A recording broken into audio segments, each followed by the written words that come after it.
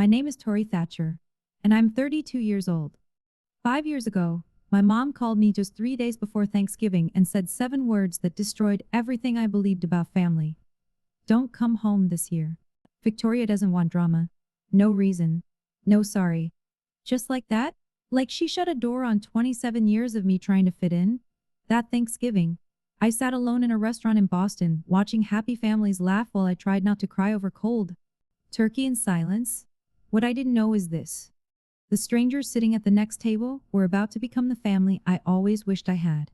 And I had no idea that 5 years later, at my wedding, they would be introduced as the parents of the bride, while my real parents stood there uninvited, watching, finally realizing they had been replaced in every way that actually matters.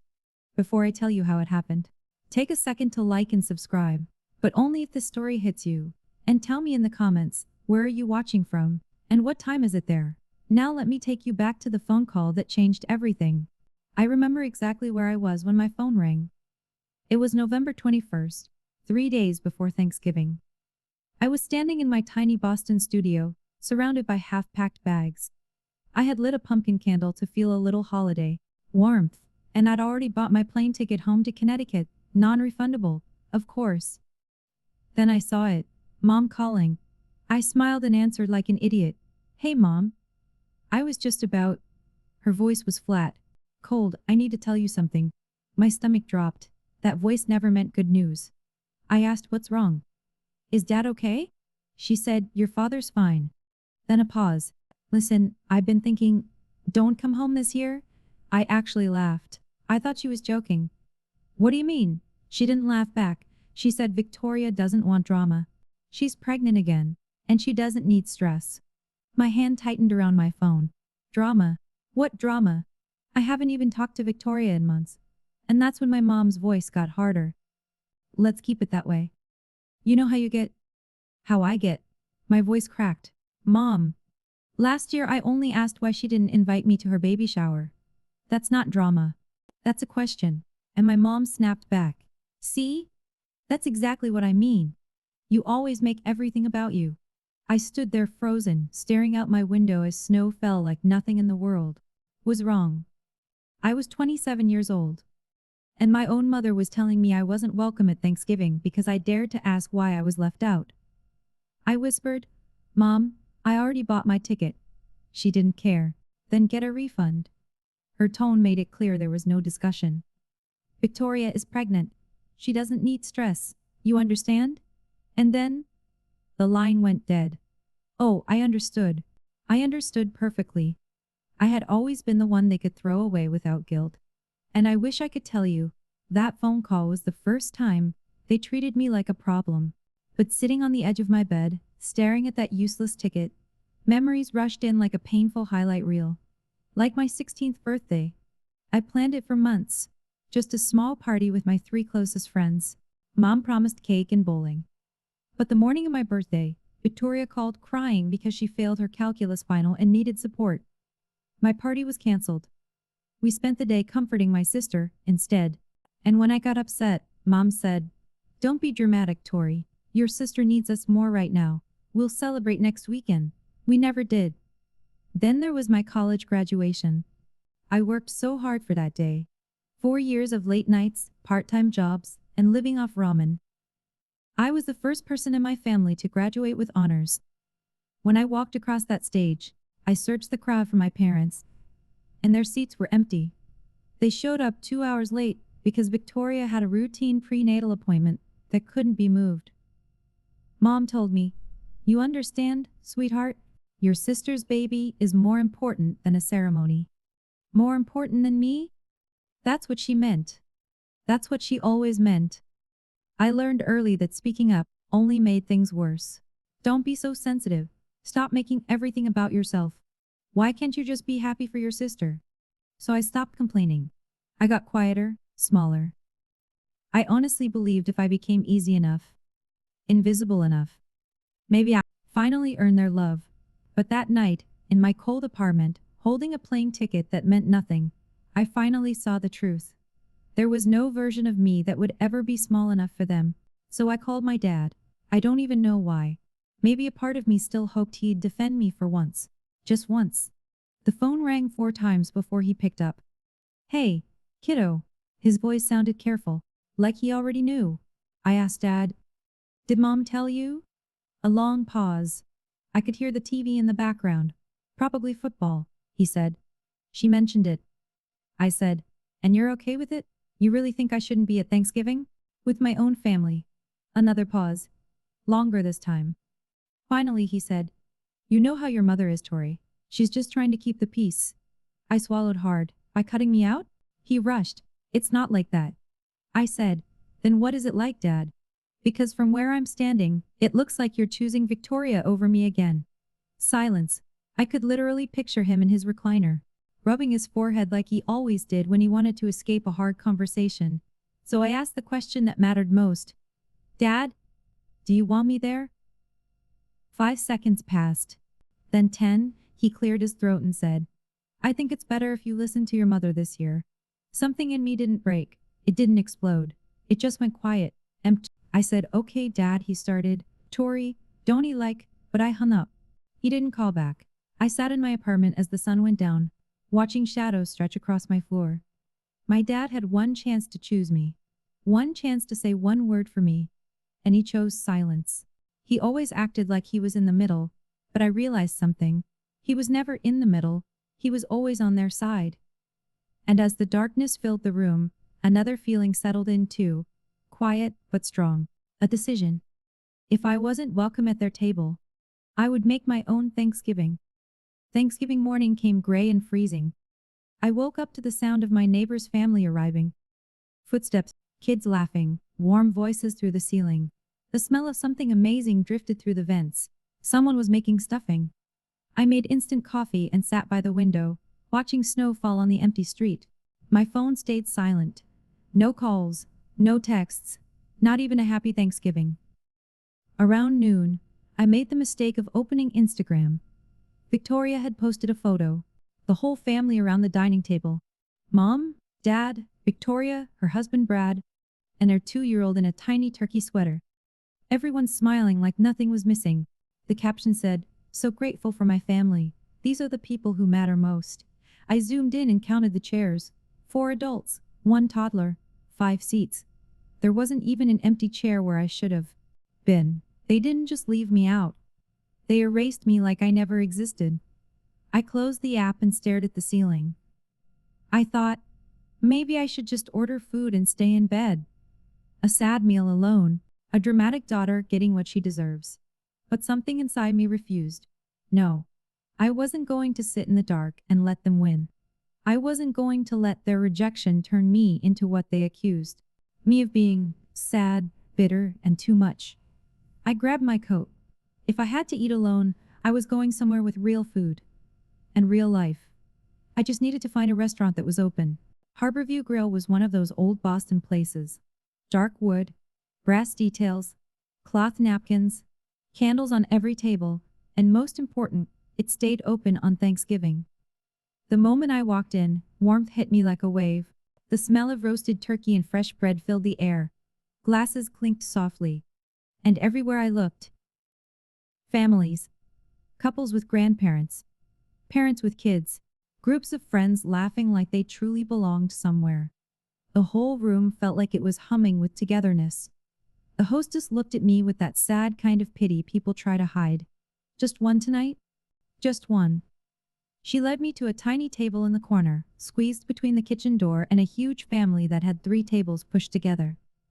I could have touched their chairs if I reached out. Your server will be right with you. I sat down, opened the menu, and tried to act like this was my choice. The family next to me was loud in the best way. An older couple at the head of the table, probably late 60s. A middle-aged man and his wife with 2 kids. And a younger guy, around 30, who kept making everyone laugh. 3 generations, easy, natural. They passed dishes without asking. They talked over each other in that loving way real families do. Watching them made something crack open in my chest. This is what family is supposed to look like.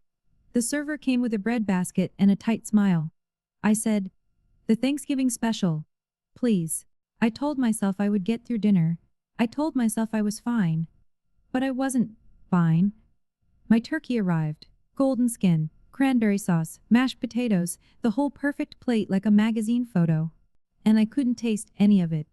I just pushed food around, trying not to look at the family beside me, trying not to picture my own family back in Connecticut, passing gravy around, laughing, without a single thought about the daughter they threw away.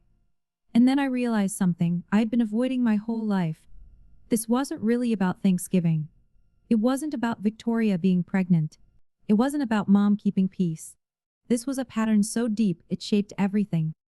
I spent 27 years trying to earn a seat at their table, making myself smaller and smaller, swallowing my pain, apologizing for having feelings, staying quiet when I should have spoken. And when I did speak, being told I was too much. And what did all that get me? A corner table. A meal alone. An Instagram photo with no empty chair. I thought, if I keep doing this, if I keep shrinking, what will be left of me? Eventually there would be nothing left to shrink. And then the tears came. I turned my face toward the window, like that would hide it. I pressed my napkin to my eyes, trying to disappear the way I always did. Honey? I froze. A woman's voice, warm and concerned. Are you okay? I looked up, and the older woman from the big table next to me was standing there. Silver hair, kind eyes, a face that looked like it had spent a lifetime, actually listening. She looked at me like I mattered. I said the automatic lie. I'm fine. Just allergies. She lifted an eyebrow, not judging. Just knowing allergies don't usually make people cry into a napkin on Thanksgiving. I let out a sound that was half laugh, half sob. That obvious, she said, only to someone who's paying attention. Her voice was gentle, but strong underneath, the kind of woman who has seen life up close. I'm Eleanor. I swallowed. Tori? She nodded. Well, Tori, no one should eat alone on this day. Come join us. I shook my head fast. Oh no, I can't. I don't want to bother you. You're not bothering us. I am inviting you, she said with a smile. There's a difference. Then she kept talking like she already decided. Also, my husband tells terrible jokes. And my son Marcus loves starting political debates. You might as well come suffer with us at the big table. The older man, her husband, waved at me. She won't take no for an answer, trust me. 43 years and I've never won an argument.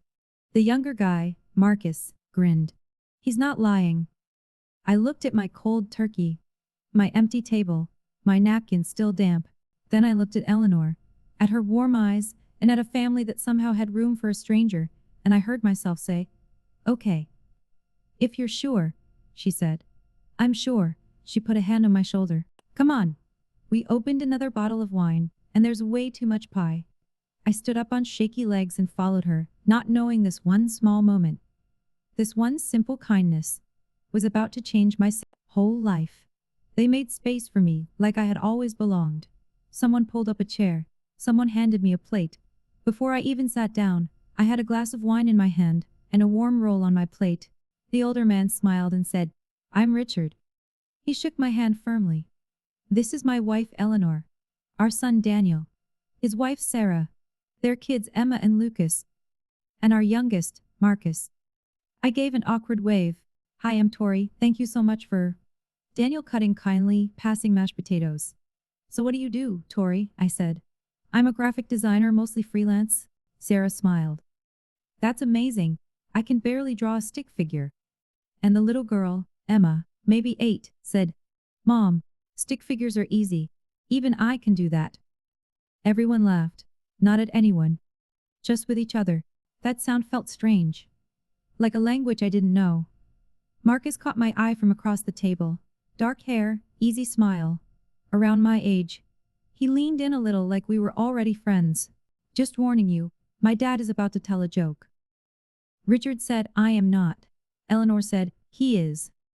Richard grinned. Okay, fine. What did the turkey say to the computer? Daniel groaned. Dad, no. Richard said, Google, Google, Google. The kids burst out laughing. Sarah rolled her eyes. Marcus shook his head. And me? I actually laughed too. A real laugh. The first real laugh all day. Richard lifted his glass, a toast. To unexpected guests who make our table feel complete. Everyone raised their glasses. Even me. And sitting there with strangers who treated me like I mattered. I felt something I hadn't felt in years. Warmth. Acceptance. Belonging. I didn't even know family could feel like this. After dinner, while the kids ran around exploring and the men argued about football, Eleanor moved her chair beside mine. She asked quietly, "How are you doing?" "Really?" I looked down at my plate. "Better. This is really nice. Thank you." She took a sip of wine. But that's not what I asked. Something about her honesty pulled the truth out of me. I admitted, "I'm okay. I'm just having a hard Thanksgiving." She didn't push. She invited. "Do you want to tell me why you're alone today?" I hesitated because the truth felt embarrassing. My own mother told me not to come home. My sister calls me drama. My father chose silence. But Eleanor waited like it was safe. I finally said, "My mom called me 3 days ago and told me not to come home. My sister is pregnant, and she doesn't want drama." I swallowed. Drama is what they call it when I ask questions they don't want to answer. Eleanor nodded slowly. "I see." I rushed. "It's fine." "Well, it's not fine, but..." Eleanor's voice stayed gentle, but firm. "Can I tell you something I learned from 30 years as a family lawyer?" I blinked. "You're a lawyer?" She smiled. "Retired family law." She looked me straight in the eye. "I've seen all kinds of family mess, and I've learned something. The people who accuse you of causing drama are usually the ones creating it. They just need someone to blame." Those words hit me like a physical punch. Then she said softly, "You're not the problem, Tori. You never were." I couldn't speak. I could barely breathe. Those were the words I needed my whole life. Let me pause here for a second. If you're watching this and you've ever been called dramatic, just because you wanted fair treatment, I see you. Tell me in the comments, have you ever been the scapegoat in your family? And if this story is hitting close, hit the like button so more people can find it. Now, let me tell you what happened next. The night ended slowly, the way good dinners do. Pie came out. Coffee was poured. The kids fell asleep on Sarah's lap from running around the restaurant. When the check came, I reached for my wallet, but Richard waved me off. "Please, our treat," I said. "I can't let you." He smiled. "You can and you will. Consider it a Thanksgiving tradition. We always pay for new friends." As we grabbed our coats, Eleanor slipped something into my hand. A small cream-colored card with neat black writing. I looked down. Eleanor Morrison, J.D., family law, retired. Under it was her number and an address in Brookline. She said, "If you ever need to talk, call me." I mean it. I tried to thank her, but Richard walked over, pulling on his coat. "Sunday dinners every week at our place. You're welcome, anytime." I shook my head. "That's so kind." But I couldn't. Marcus stepped in, smiling. "She could. And she should. Mom doesn't say things she doesn't mean." Eleanor squeezed my hand and said the words that stayed with me forever. "Family isn't blood, Tori. Family is showing up." I stood in the lobby, holding a card from a woman I met 3 hours ago. And an open invite from a family I didn't belong to, yet. Outside, the snow was falling harder. Through the window I watched families hurry to cars, kids on shoulders, grandparents holding leftover pie. Then I looked back at the Morrisons. Richard helping Eleanor with her scarf. Daniel carrying sleepy kids. Marcus waiting by the door like he actually hoped I'd say yes. I swallowed and said, "Okay, maybe I'll come by sometime." Eleanor smiled, like she already knew I would. I had no idea I had just met my future family. I had no idea I had just met my future family. I didn't go to Sunday dinner the next week or the week after that. It felt too weird. Too soon. Like I was forcing myself into someone else's home. But Eleanor called anyway. Just to check on me. She said, just to see how I was doing. By early December, I finally said yes. That first Sunday, I stood on the Morrisons' porch in Brookline for a full 5 minutes before I worked up the courage to knock. The house was exactly what I pictured. An old Victorian, with a wraparound porch, and warm lights glowing in every window. It looked like the kind of place where good things happen. Eleanor opened the door before I could change my mind. "There you are," she said. And she hugged me like it was the most natural thing in the world. We saved you a seat. I didn't go to Sunday dinner the next week. Or the week after that. It felt too fast, too bold. Like I was stepping into someone else's life without permission. But Eleanor called me anyway. Just to check on me, she said. Just to see if I was okay. By early December, I finally said yes. That first Sunday, I stood on the Morrison porch in Brookline for a full 5 minutes before I found the courage to knock. The house was exactly what I pictured. An old, beautiful Victorian, with a wraparound porch and warm lights glowing in every window. It looked like the kind of house where good things actually happen. Eleanor opened the door before I could change my mind. There you are, she said, and pulled me into a hug like it was the most normal thing in the world. We saved you a seat. That was the first of many Sundays. Over the next 6 months, I became a regular at the Morrison dinner table. Richard taught me chess, even though I lost every single time. Eleanor showed me her secret pie crust recipe, the one she swore she never wrote down anywhere. Daniel's kids started calling me Aunt Tori, without anyone telling them to. And Marcus and I became friends. Real friends. The kind who text random thoughts at 2 a.m., argue about movies, and end up sitting next to each other at dinner without anyone planning it. And my biological family? Nothing. Not one call, not one text, not even a Christmas card. And for the first time in my life, I stopped noticing. Because for the first time, I wasn't performing for love. I wasn't shrinking myself to fit inside someone else's rules. I was just loved. It felt like finally coming home. One spring afternoon, about 8 months after that first Thanksgiving, Eleanor and I were sitting on our back porch. The garden was waking up, tulips pushing through the soil, birds fighting over the feeder. Richard was inside watching a game with Marcus, and we could hear them yelling at the TV. Eleanor asked softly, "Have you heard from your parents?" I watched a robin land on the fence and said, "No, and I haven't reached out either." She nodded, no judgment at all. "Do you want to?" I actually thought about it. Really thought about it sometimes, late at night. I'd imagine calling my mom and trying to explain everything. But then I'd remember, there was nothing to explain. She knew what she did. She just didn't believe it was wrong. And that truth is heavy. I pulled my cardigan tighter and admitted, I keep waiting to feel guilty. People always say you should forgive your family no matter what. Blood is thicker than water and all that. I looked at Eleanor. But honestly, I never believed that.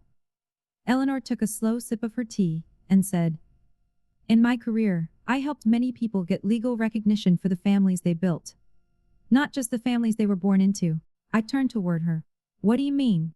She smiled, gentle but knowing. "I mean the law can recognize what the heart already knows. Family can be created, not only inherited. And there are ways to make those bonds official.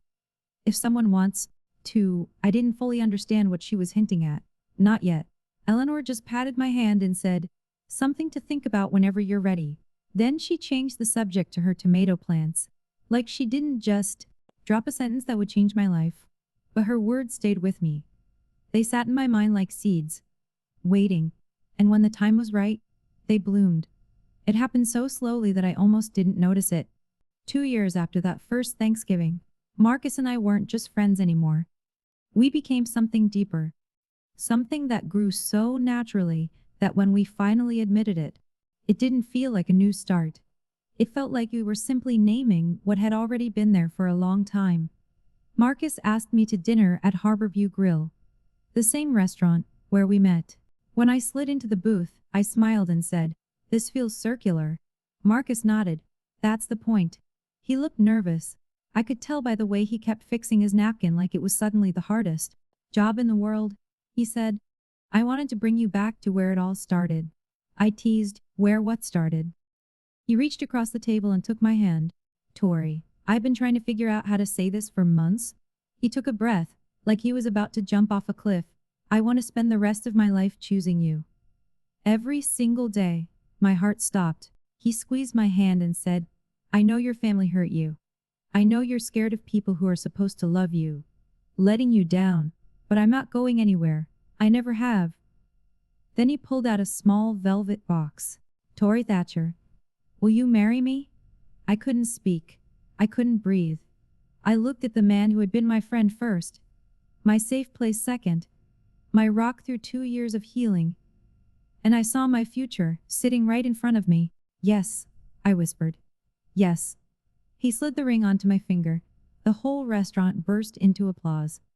I had been so locked into Marcus that I didn't even notice other people watching. And then I saw them, sitting in the corner booth, Richard and Eleanor, champagne already poured, smiling like they knew this was coming. Eleanor couldn't help herself.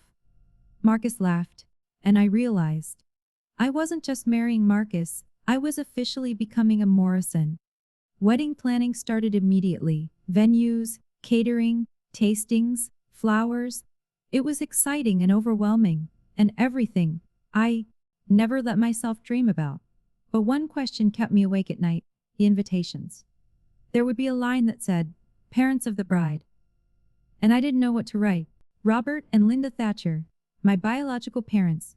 They hadn't spoken to me in over 2 years. They didn't call on my birthday. They didn't check if I was alive. They erased me, like I didn't exist. I couldn't put their names on my wedding invitation. They didn't earn that place.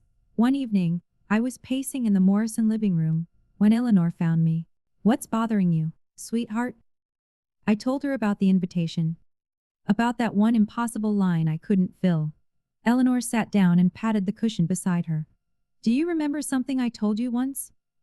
About legal recognition for the chosen family?" I nodded slowly. "You said the law recognizes family that's created, not just inherited." Eleanor's voice stayed gentle. "Adult adoption." I blinked. She continued, "It's a legal process where a grown adult is formally adopted by another family. It creates a legal parent-child relationship. New paperwork, new legal next of kin status.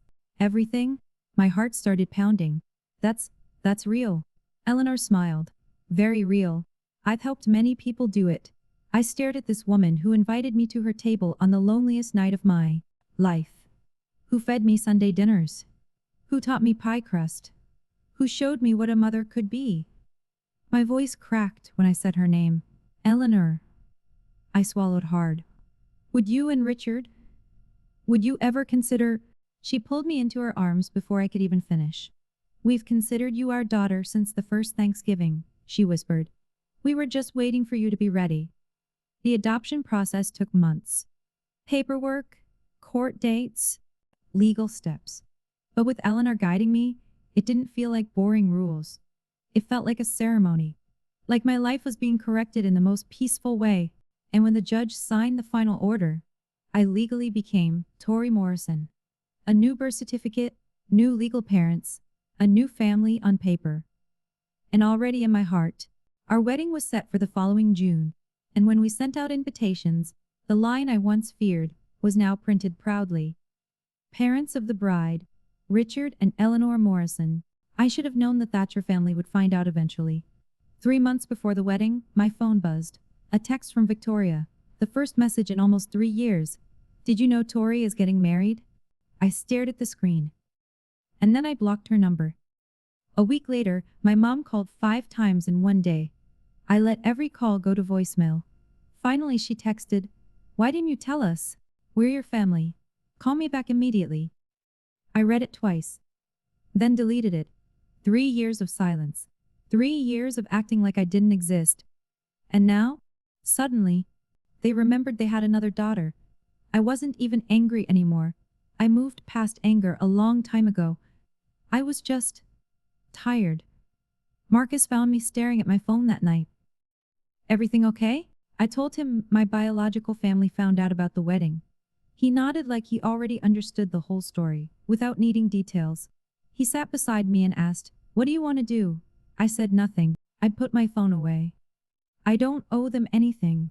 Not an explanation, not an invite, nothing.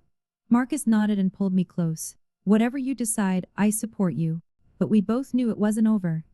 The Thatchers weren't the kind of people who accept being ignored. The real question was, what would they do next? She showed up at my apartment on a Tuesday afternoon. I was working from home, going through design proofs at my kitchen table, when the doorbell rang. I opened the door without looking through the peephole. "Mistake," Tori. My mother stood right there in my hallway. She looked older than I remembered. More gray, more tired. But her eyes had the same disappointed look I spent my whole childhood trying to erase. Mom, I said, and the word felt strange in my mouth. What are you doing here? I asked. She pushed past me without being invited. What am I doing here? She snapped. What are you doing? Getting married without telling your own mother? I said, we haven't spoken in 3 years. She spun around. And whose fault is that? I closed the door slowly and counted to 5 in my head. Then I said, yours. She stared like I slapped her. It was your fault. You told me not to come home. She waved her hand like it meant nothing. That was one Thanksgiving. You can't still be upset about that. I stayed calm. I'm not upset. I moved on. Her eyes scanned my living room, landing on the photos on my shelf. Me and Marcus at the beach. Me and Eleanor making pie. The Morrison family at Christmas. Me right in the center. Her face twisted. Who are these people? I said quietly. My family. Her voice rose. I am your family. I met her eyes and said, you were.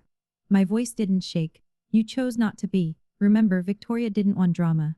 She scoffed. That was years ago, I said, and in those years you never called? You never checked if I was alive. You never once acted like I mattered. I felt weirdly calm, like my body finally understood the truth. So no, Mom. You don't get to show up now and act like you still own a place in my life.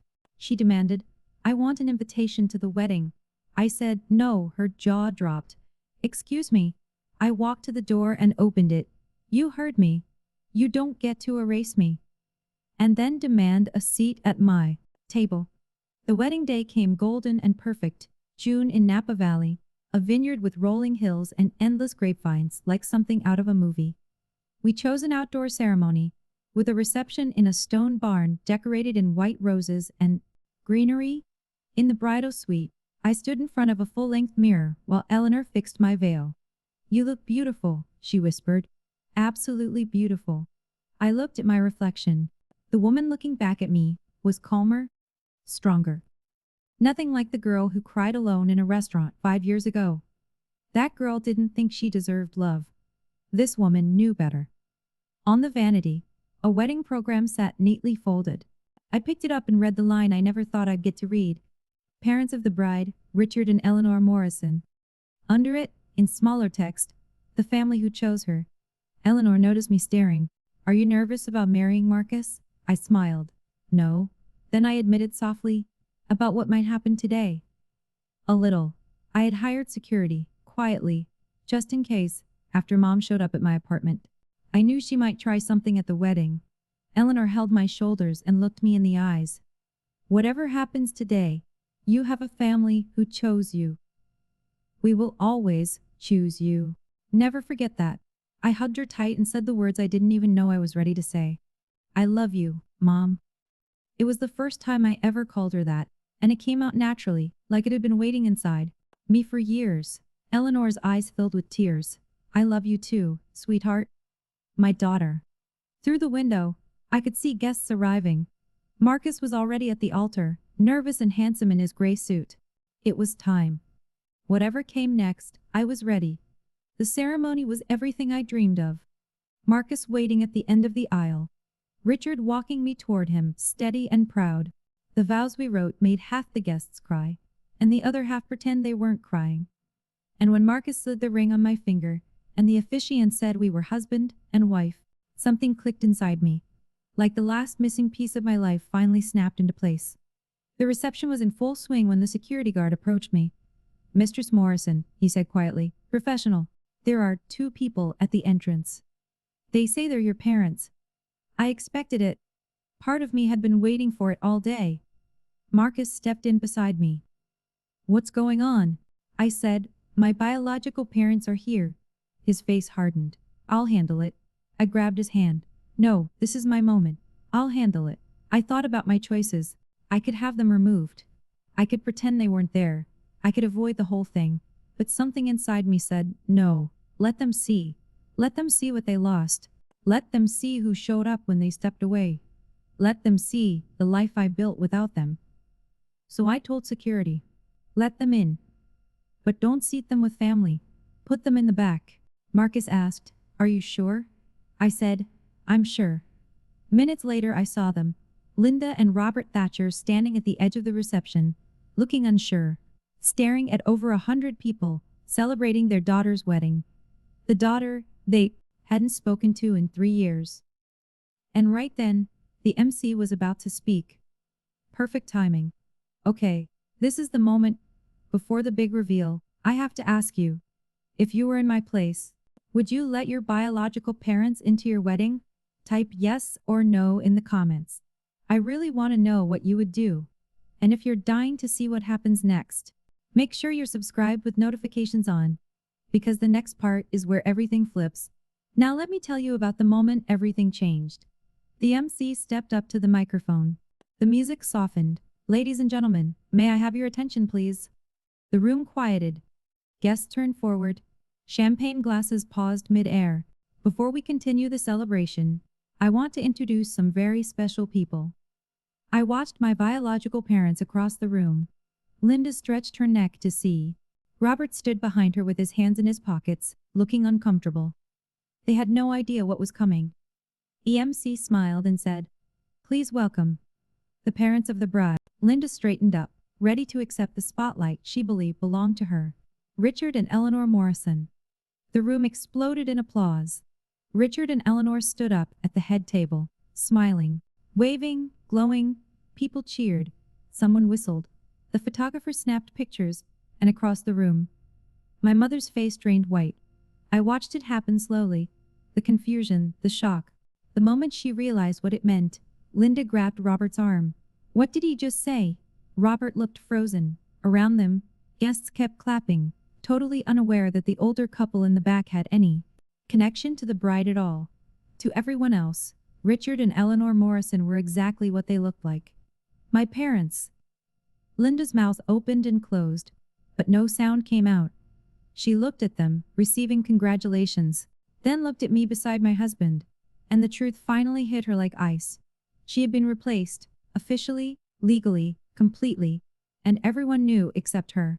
Linda pushed through the crowd and reached me as the applause faded. Her face was red, eyes wild. Robert followed behind like he wanted to disappear. She hissed, "What is going on? Who are those people?" I kept my voice calm. "My legal parents. I was adopted 2 years ago." She stumbled back. "You what?"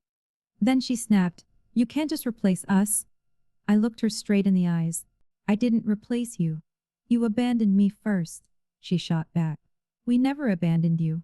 I said, "You told me not to come home. You chose Victoria every time for 27 years. People nearby started noticing. Conversations stopped, heads turned. Linda started.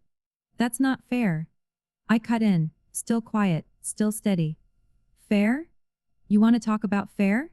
I didn't need to shout. The truth was loud by itself. I spent 27 years trying to earn a place in your family. And what did I get? An Instagram photo with no empty chair. Thanksgiving dinner, alone. 3 years of silence. Linda's voice cracked. "I'm still your mother." I raised my left hand so both rings caught the light. Not legally, not emotionally, not anymore. The whole room had gone quiet. 100 eyes watched us. Linda suddenly realized she had an audience, and her cheeks turned burning red. "This is humiliating," she hissed. I said softly, "I final. Then leave. You showed up uninvited to my wedding. You don't get to play the victim." She stared at me like I was a stranger. Maybe I was. The girl who always stayed quiet was gone. The girl who always shrank was gone. And then, for the first time in my whole life, my father spoke Tory. His voice sounded rough, broken. I'm sorry." I turned to him. Really turned. Robert Thatcher looked older than 5 years could explain. His hair was grayer, shoulders slumped, and his eyes were full of tears. I had never seen my father cry. Not once in 27 years. "I'm sorry," he said again. I should have done better." Something cracked in my chest. Not healing. Just recognition of an old wound. He kept going, voice shaking. "I was a coward. I always was. I knew how your mother treated you. How Victoria treated you. And I just stood there. I let it happen." Linda grabbed his arm. "Robert, what are you doing?" He shook her off and kept looking at me. You were my daughter. You were my little girl. And I let them make you feel like you didn't matter. A tear rolled down his cheek. I'm so sorry. The words I waited my whole life to hear. And they came too late. I said gently but firm. I know you're sorry, Dad, but sorry doesn't erase the years you watched it happen. Sorry doesn't give me back my childhood. Sorry doesn't make this okay. He nodded, wiping his face. I know, it doesn't. Then Eleanor appeared beside me and placed her hand on my arm. Quiet, steady, reminding me I wasn't alone. Linda stared at Eleanor with hatred in her eyes. You, she spat, you're the one who stole my daughter. Eleanor didn't flinch. I didn't steal anything, Mistress Thatcher, Linda snapped. Then what do you call this? And that's when Richard stepped forward, standing beside his wife. Richard was never a loud man. I had never heard him raise his voice, but when he spoke now, his tone was strong enough to silence the entire room. I think it's time for you folks to leave. Linda's jaw dropped. Who are you to tell us that? Richard said, clear as stone. I am her father legally. And in every way that matters, Linda shouted. You stole our daughter. Richard shook his head, calm and certain. No, ma'am, we didn't steal anything. You gave her away. We just picked up what you threw. Linda flinched like she'd been slapped. Richard kept going. 5 years ago, this young woman was sitting alone in a restaurant on Thanksgiving because her own family told her she wasn't welcome. My wife invited her to our table. We fed her, we talked to her, we treated her like a human being. He stepped closer, voice lower, sharper. Do you know what she told us that night? She said she couldn't remember the last time she felt like she mattered to anyone. 27 years old. And she couldn't remember ever feeling wanted by her own family. Linda opened her mouth but nothing came out. Richard said, we didn't steal your daughter. We showed her what family is supposed to look like. The rest was her choice. Then he turned to the guests. This is my daughter's wedding day, the happiest day of her life. And I will not let anyone ruin it. He nodded to security. Please escort these people out as the guards approached. Richard wrapped an arm around me and said quietly, Tori is a Morrison now. And Morrisons protect their own. My whole body felt steady hearing that. This is what a father sounds like. But before security could move them, I raised my hand. Wait, everyone froze. Linda looked at me with a flash of hope, like she thought I was about to change my mind, like she thought I'd forgive on the spot. I walked toward them and stopped an arm's length away. Mom, Dad. The words still felt strange. I need you to understand something. Linda lifted her chin. What? I said. I don't hate you. Whatever she expected. It wasn't that, so I repeated it. I don't hate you. I've made peace with who you are. You're not monsters. You're just people who couldn't love me the way I needed. People who chose comfort over fairness. People who let one daughter disappear so the other could shine. Robert was crying again. Linda's face stayed tight like a mask. I continued. But I've also made peace with who I am. I stood straighter. And I am someone who deserves to be chosen. Not as a backup. Not as an afterthought. Chosen first. I looked at the two people I spent my childhood trying to impress. You didn't choose me? They did. I pointed toward the Morrisons. And I choose them. The room was silent. 100 people watched and nobody moved. Linda tried to speak. Her mouth opened. But I didn't let her. I'm not erasing you from my past, I said. I'm just not giving you a seat at my table anymore. And that's not revenge. It's the natural result of your choices. Then I nodded to security. Goodbye, Mom. Dad, as they were escorted out, the guests started clapping, not for drama. And the rest of the wedding was everything I dreamed. We danced. We laughed. We cut the cake while everyone cheered. Marcus spun me around until I was dizzy with joy. For a few hours, I let myself forget the confrontation and just be happy. But the next morning, my phone exploded. Texts from cousins I hadn't heard from in years. Messages from aunts and uncles I barely knew. The extended Thatcher family heard what happened, and of course they had opinions. How could you do this to your mother? Family is family, no matter what. You broke your father's heart. I deleted them all without replying. Then I got one message I didn't expect. My Aunt Patricia. My dad's younger sister. Tori, I heard what happened. I want you to know. I'm proud of you. I just stared at the screen. Then her next message came. I always knew Linda and Victoria treated you wrong. I tried to speak up once, and your mother stopped talking to me for a year. But you deserved better. You always did. My eyes burned. I typed back, thank you. That means more than you know. On Facebook, Linda posted a long dramatic status about ungrateful children and loyalty and how modern families are broken. I didn't reply. I didn't need to. That night, I blocked every number and every account tied to the Thatcher family. Not out of anger. Out of peace. Marcus found me on the balcony of our honeymoon suite. You okay? I looked out at the vineyard glowing gold in the sunset. Yeah, I said, leaning into him. I really am. For the first time in my life, I wasn't carrying the weight of people who refused to carry me. I was finally free. 2 weeks after the wedding, a handwritten letter arrived at our new address. The return name said Victoria Thatcher Collins. My sister's handwriting was exactly how I remembered. Neat and pretty. Like the birthday cards that always felt more like duty than love. I almost threw it away unopened. But something made me sit down at the kitchen table and read it. Dear Tori, I don't know if you'll read this.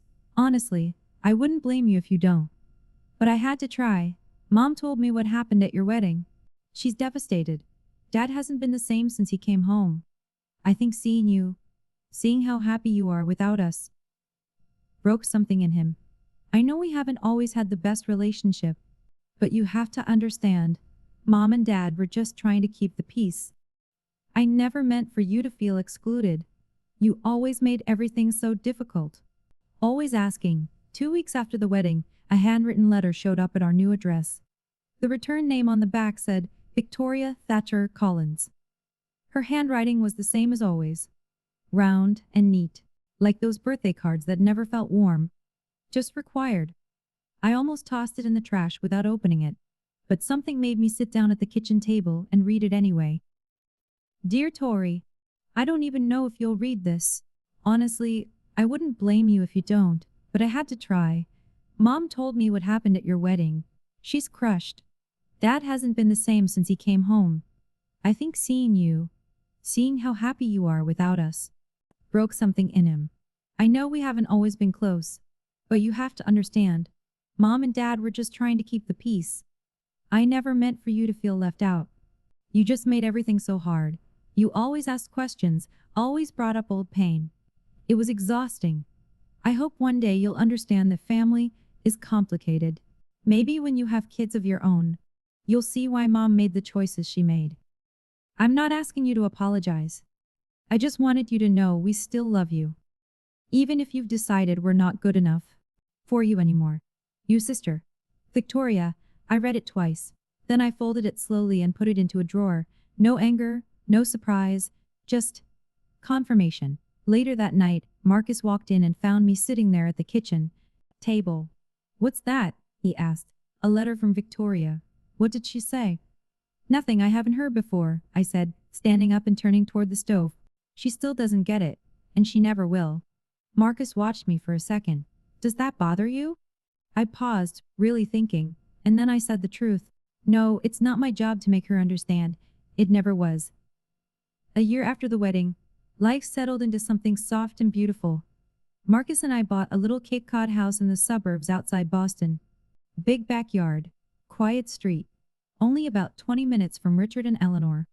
Close enough for Sunday dinners, far enough to feel like our own space. I wasn't freelancing anymore. A design agency hired me as their art director, and for the first time, work didn't feel like survival, it felt like purpose. Marcus was doing great at his architecture firm too. We were building a life together, on paper, in real life. And then, in the biggest way of all, I was pregnant. Eleanor cried when we told her. Richard tried not to, and failed. Daniel's kids instantly started arguing about who would be the baby's favorite cousin like. It was a serious competition. One Sunday afternoon, Eleanor and I were setting up the nursery. We painted the walls a soft sage green and placed the tiny furniture that somehow looked too small to be real. Eleanor held up 2 mobiles and asked, Have you thought about names? Emily, I said. If it's a girl, Emily Grace Morrison. Eleanor's eyes filled right away. That's beautiful. The Morrison part is non-negotiable. I said with a small smile. I want her to carry the name of the family that chose her mom. Eleanor set the mobile down and pulled me into a hug. Then she whispered, You know, when I saw you sitting alone in that restaurant, I had no idea we'd end up here. I just saw someone who needed kindness. You saved my life that night? I shook my head. No, sweetheart. She pulled back and held my shoulders like she needed me to hear it. You saved yourself. We just showed you it was possible. I looked around. That nursery, the crib we picked together, the rocking chair Richard built with his own hands, the life I created with people who loved me with no conditions. And it hit me again, clear as sunlight. I finally had what I always wanted. I was home. 5 years to the exact day after I ate alone at Harborview Grill. I sat at the head of a very different table. The Morrison house was loud and messy, and full chaos in the best way. Emily, now 6 months old, got passed from lap to lap, like the most precious little treasure. Daniel's kids were playing some complicated card game in the corner. Sarah was arguing with Marcus about the right way to carve a turkey. Richard was sneaking extra pie when he thought Eleanor wasn't looking. She was looking. All right, everyone, Eleanor said, clapping her hands. Before we eat, we need a toast. She lifted her glass and looked right at me. Tori, will you do the honors? I stood up with Emily in my arms and looked around the table, at the family I found. And the family that found me. 5 years ago tonight, I said. I was sitting alone in a restaurant, wondering if I'd ever belong anywhere. I thought I was unlovable. I thought something was wrong with me. Like I was too much. Too sensitive. Too dramatic. I paused and felt Marcus squeeze my knee under the table. Then a stranger named Eleanor Morrison came to my table and said, No one should eat alone on this day. And everything changed. Richard wiped his eyes. Eleanor was already crying. So here's my toast, I said, lifting my glass to family. Not just the one you're born into, but the one you build. The one you choose. The one that chooses you back. To family. Everyone echoed. Glasses clinked. Emily made a happy little baby sound. Richard finally got his extra slice of pie. And I looked at my people, my real people, and felt something I spent my whole childhood chasing. I belonged fully, no conditions. For the first time in my life, I was home. After dinner, Marcus and I sat on the back porch with Emily asleep in her carrier between us. The November air was cold, so we wrapped ourselves in blankets and watched the stars come out, one by one. Do you ever think about them? Marcus asked quietly. Your bio parents? I thought about it for a moment. Sometimes, I admitted, mostly late at night. I wonder how they're doing. If they ever changed. If they ever truly understood what they lost. Do you think they changed? He asked. I shook my head slowly. People don't change much, not in the ways that count. Does that make you sad? I looked down at Emily. Her tiny fist curled by her cheek, her little mouth soft, her chest rising and falling, like peace itself. It used to, I said, but not anymore. I spent too many years being sad about a family that didn't want me. I don't have space for that now.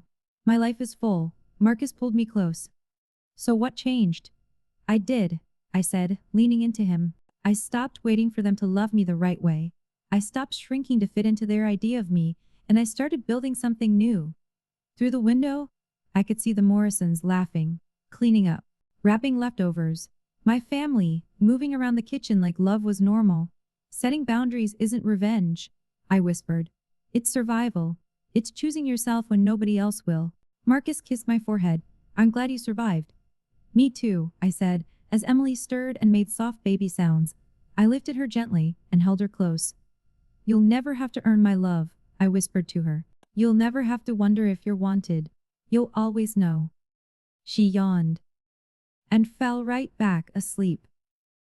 And if you're watching this, and you've been the scapegoat in your own family, if you've been told you're too much, too sensitive, or always causing drama just because you asked to be treated fairly, listen to me. It's not you. It never was. You deserve to be chosen, not as a backup, not as an afterthought, not as the easy sacrifice when someone else needs comfort. You deserve to be chosen first. Chosen fully. Chosen with no strings attached. Family isn't just blood. Family isn't just obligation. Family isn't people who share your DNA, but treat you like a burden. Family is the people who show up, the people who see you crying at a restaurant table and invite you to join them, the people who open their homes, their Sundays, their hearts, sometimes even their legal papers, and make you theirs in a real way. I spent 27 years begging for love from people who were never going to give it, and then I spent 5 years learning what real love actually looks like, not from the family I was born into, but from the family that chose me. So if the people who are supposed to love you keep proving you'll always come last, you have the right to build your own family, you have the right to walk away, you have the right to be happy.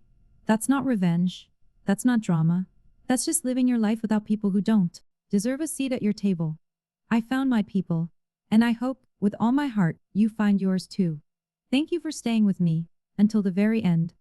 If this story touched you, please like, subscribe, and hit the notification bell. It really helps these stories reach the people who need them. And I want to hear from you. Have you ever had to set boundaries with your own family? Share your experience in the comments. I read every single one. And if you want more stories like this, check the description. I've linked some of my favorites there. Until next time, remember, you deserve to be chosen.